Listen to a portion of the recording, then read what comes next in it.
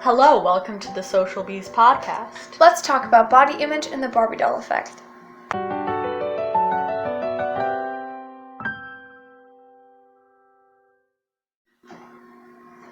Warning, this podcast discusses heavy topics such as suicide, eating disorders, and body image. Listener discretion is advised. In short, the Barbie doll effect is the pressure for young women to look perfect, much like a Barbie doll, due to her unrealistic appearance and proportions. In the 60s, Mattel released Slumber Party Barbie, in which there was a Barbie-sized scale, frozen at 110 pounds, and a book titled How to Lose Weight, in which the only words were, "Don't eat." The average American woman would have to lengthen their neck by 3.2 inches, gain 5 inches in the bust, and lose 6 inches of waist circumference in order to achieve the figure of a Barbie doll. However, Barbies are not the only ones at fault for the Barbie doll effect. Disney movies, for example, also contribute to the pressure of the perfect body. Their highly stylized characters seem to have a negative impact on self-esteem as well. 94% of Disney's fairy tale movies mention physical appearance, being discussed up to 114 times for female characters and up to 35 times for male characters. In 31% of their films, goodness and beauty are associated, and in 17% of films, ugliness correlates with wicked. Nearly 55% of Disney princesses have eyes bigger than their waist. Although these beloved childhood characters are not fully to blame, they have been found to incite eating disorders in many young women. 80% of children say that they are afraid of being fat in the future. 42% of third-grade girls say that they want to be thinner regardless of their current weight, and by the time they reach high school, 10% of students struggle with eating disorders. Online, people who suffer from eating disorders, namely anorexia nervosa, use the acronym IDEA, which stands for I don't eat anymore. Pro-Ana or pro-anorexia websites share dieting tips and encourage other sufferers to carry on. 84% of Pro-Ana site visitors decrease food intake by 2,470 calories on average over the following week. 24% of these people continue their habits over the next 3 weeks. In 1998, 74% of teen girls reported feeling too fat. One survey asked teenage girls to make 3 wishes, which found that the number 1 wish was to lose weight and to keep it off. 90% of people with eating disorders are women between the ages of 12 and 25 years old. Anorexia is one of the most lethal mental health disorders, second only to opioid abuse.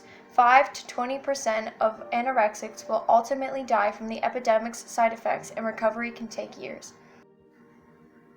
9% of the American population, roughly 28.8 million people, struggle with eating disorders. 28 to 74% of the risk for eating disorders is hereditary. 20 to 30% of adults with eating disorders also have autism. Approximately 10,200 deaths occur annually as a result of eating disorders, at a disturbing rate of 1 death every 52 minutes. 26% of sufferers attempt suicide.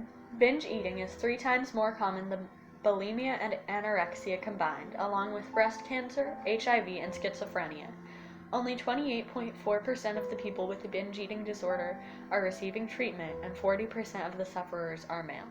1.1% to 4.6% of females will develop bulimia, and 0.5% of males will develop the disorder as well. Subthreshold bulimia is found within 2.09% to 5.4% of teen girls. Photoshop has also been found to have a negative effect on self-image. The program was released in 1990 as a photo editing software, but the use of outlandish proportions has led to low self-esteem and body image problems. From supermodels to celebrities, many of the photos that we admire are distorted to fit society's beauty standards, many of them being retouched to look slimmer, younger, and flawless. While the program has its benefits, the effects have been found to be mostly negative. These photos can give the impression that beauty is unachievable, as extreme dieting cannot even come close to some photoshopped images. It also encourages hiding our so-called flaws rather than embracing them.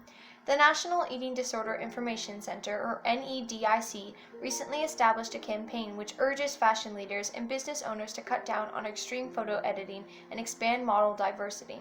Though we have seen many positive changes in the industry, it will still take time for us to see realistic photos in advertising. The fashion industry often uses models with unrealistic body types to advertise products for average people.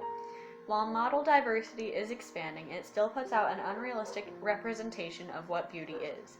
Constantly seeing images of what society tells us is beautiful can wreak havoc on mental health and body image. We are also shown what is trending and what is out, which can make somebody's personal style seem invalid or lame.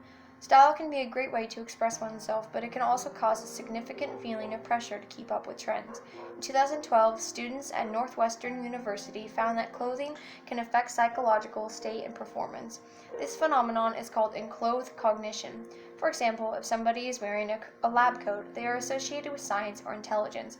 Likewise, if somebody is wearing an item associated with negative concepts, they could feel worse about themselves. Trying to imitate styles or fit into the crowd can make one feel uncomfortable and self-conscious.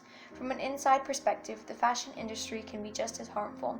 Statistically, fashion workers are 25% more likely to experience mental illness, with 40% of fashion workers suffering from eating disorders. By definition, unrealistic body image is an unrealistic view of how someone sees their body. Both males and females are subject to this condition. We begin forming body image from childhood, and it continues to follow us through adulthood as we receive feedback from peers and loved ones. Negative body image can be a product of perfectionism and self-criticism. Some signs of negative body image are self-scrutiny, frequent body comparison, and body envy. Getting treatment is crucial for recovery. A 2020 study found that 40% to 50% of first and second graders already had a part of their appearance that they don't like.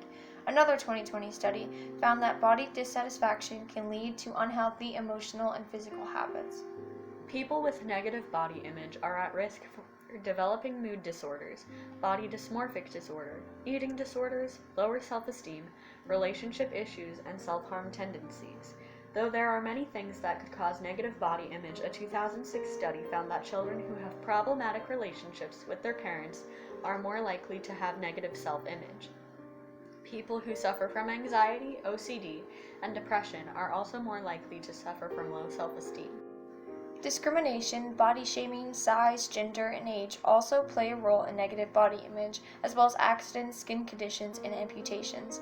An individual with distorted body image may feel inadequate, ashamed, lack confidence, or feel uncomfortable in their bodies, seeing some features in a distorted way. Though men are just as likely to suffer from body dissatisfaction, they usually talk about the issue less than women and refrain from seeking help. 86% of women report body dissatisfaction, and only 2% of women would describe themselves as beautiful. Out of 1,027 women surveyed by Dove, 25% said that their conception of beauty was formed by social media, and 78% of them felt that these portrayals were unrealistic. According to ATTN, since 2000, Botox procedures alone have increased 759%. The Oxford English Dictionary defines body shaming as the act or practice of humiliating a person based on their body type by making critical and/or mocking statements about their body shape and size. Body shaming has no age. Everyone is subject to it. There are many forms of body shaming, such as making critical comments about someone's appearance, joking about their appearance, and many more. And it is often unintentional. This issue occurs for people of every demographic, male or female, skinny or heavy-set, black or white. Individuals with a history of depression, self-harm, low self-esteem, and borderline personality disorder have been found to be more sensitive to body shaming. 65% of eating disorder sufferers say that body shaming contributed to their condition. Body shaming can lead to social anxiety, depression, and eating disorders, to name a few. Low self-esteem is a lack of confidence and feeling badly about oneself. Researchers Morris Rosenberg and Timothy J. Owens observed that people with low self-esteem are typically hypersensitive and can easily be hurt by others. They may feel rejected or unloved even when it isn't true. People with high self-esteem focus more on growth and improvement, whereas people with low self-esteem focus on being perfect. Children, teens, adults, and elderly people are all subject to low self-esteem. In 2009, Joanne Wood performed a study on positive affirmations and their effect on self-esteem. Though these statements have been believed to boost self-esteem and mood, Wood found that positive self-statements can be ineffective or even harmful.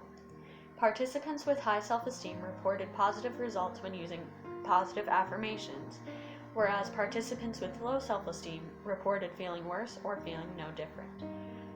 For example, if a person with low self-esteem told themselves that they are a lovable person, they may dismiss the statement or reinforce their negative feelings, concluding that they are in fact not lovable. The lesson that can be drawn from this discussion is that no matter how many pages of research you do, it's hard to know the full effect of what the media can do to people.